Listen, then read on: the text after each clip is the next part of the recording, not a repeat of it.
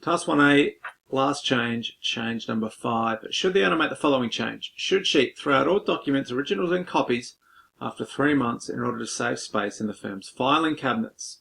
So what we're going to learn in later studies this year is that there's an accounting process whereby we have transactions occur, we record them, and then we make these 3 financial reports. That's basically the end game of accounting. That's what we need to get, is an income statement, a balance sheet, and a cash flow statement.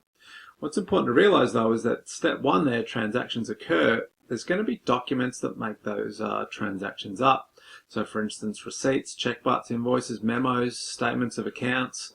In the real world we have electronic banking and so on. So they're the things that these reports over here in step 3 are actually based on. What she's proposing though is to throw out all copies and originals of those. Now, it won't impact her ability to make reports the first time. The issue is, though, later on, she'll never be able to go back and backtrack any of the numbers. She won't be able to verify them or query them because all the documents are gone. So what we're going to answer or ask the question is, should she decide to throw those documents out or should she not? And to do that, we're going to go back to our qualitative characteristics. So we will say she shouldn't, and we'll use the qualitative characteristic of reliability to back our answer up. So the definition of reliability is, information is reliable if it's free from opinions and estimates. Not really applicable to this question, that part. But this bit is the data based on, is the information based on data that can be checked or verified? And lastly, does it have a source document to verify it? So that would be your receipts, check butts, and so on.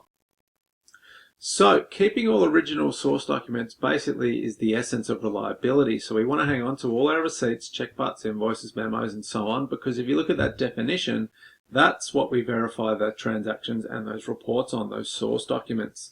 We'll learn later on these particular documents. We're going to use the term source documents to refer to those as a collective. Let's formulate an answer though. 3 marks. First thing is identify. So we're going to identify the qualitative characteristic of reliability. Secondly, we'll define it. So let's just give the part that's really appropriate to us, which is we've got to avoid giving opinions and estimates by ensuring all information is verified with a source document. Let's relate it back to the case study though, which is about should she throw these documents out. We're going to answer the question by saying she should not. And the reason she should not is because she may need to verify transactions from the past and she will not have source documents to do this, making the firm's records open to error.